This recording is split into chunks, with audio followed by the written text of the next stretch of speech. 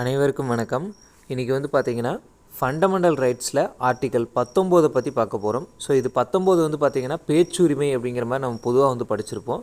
So இதில் வந்து பார்த்திங்கன்னா மொத்தம் வந்து 6 உட்பிரிவுகள் இருக்குது. முதல்ல வந்து பார்த்திங்கன்னா 7 இருந்திருக்கும், அதில் ஒன்று வந்து நீக்கிட்டாங்க. இப்போது வந்து பார்த்திங்கன்னா உட்பிரிவில் 6 உரிமைகள் வந்து கொடுத்துருப்பாங்க.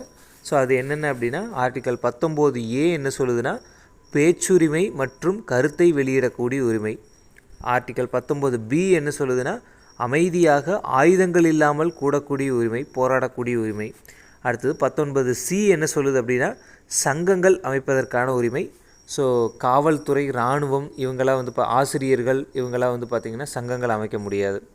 அடுத்தது 19D என்ன சொல்லுது அப்படின்னா, நாட்டின் எந்த பகுதிக்கும் செல்லக்கூடிய உரிமை. இந்தியாவில் வந்து பார்த்திங்கன்னா எந்த மாநிலத்தில் வேணாலும் நம்ம வந்து செல்லலாம், அதுக்கு எந்த ஒரு அனுமதியும் அங்கே தேவையில்லை.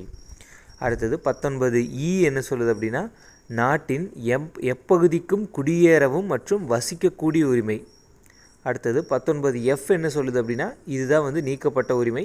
ஸோ சொத்துரிமை அப்படின்னு சொல்லுவாங்க. இது வந்து பார்த்திங்கன்னா இப்போது எங்கே இருக்குது அப்படின்னா, ஆர்டிக்கல் 307 வந்து சட்ட உரிமையாக வச்சுருக்கிறாங்க. இது வந்து 44வது சட்ட திருத்தம் 1978 படி இந்த சொத்துரிமை அப்படிங்கிறது நீக்கப்பட்டது. இது வந்து இப்போது ஆர்டிக்கல் 307 லீகல் ரைட்ஸாக வந்து வச்சுருக்கிறாங்க.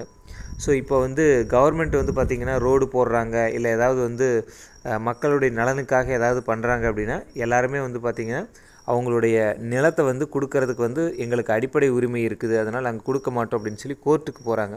ஸோ இதனால தான் என்ன பண்ணுறாங்க அப்படின்னா, அந்த சொத்துரிமை வந்து அடிப்படை உரிமையிலேருந்து நீக்கி சட்ட உரிமையை வச்சுருக்கிறாங்க. ஸோ அதுக்கான இழப்பீடு வந்து வாங்கிக்கலாம், ஆனால் வந்து கொடுக்க மாட்டேன் அப்படின்னு சொல்லி சொல்ல முடியாது. இதுதான் வந்து இதனுடைய சிறப்பம்சம்.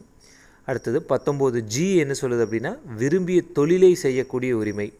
ஆர்டிக்கல் 19G வந்து விரும்பிய தொழிலை செய்யக்கூடிய உரிமை. அடுத்தது 20 என்ன சொல்லுது அப்படின்னா, ஒரே குற்றத்திற்கு 2 முறை தண்டிப்பதிலிருந்து பாதுகாப்பு. அதாவது குற்றம் சாட்டப்பட்டவருக்கான உரிமை. அதாவது ஒரு குற்றத்திற்கு ஒரு தண்டனை தான் அப்படிங்கிற மாதிரி கொடுத்துருக்குறாங்க.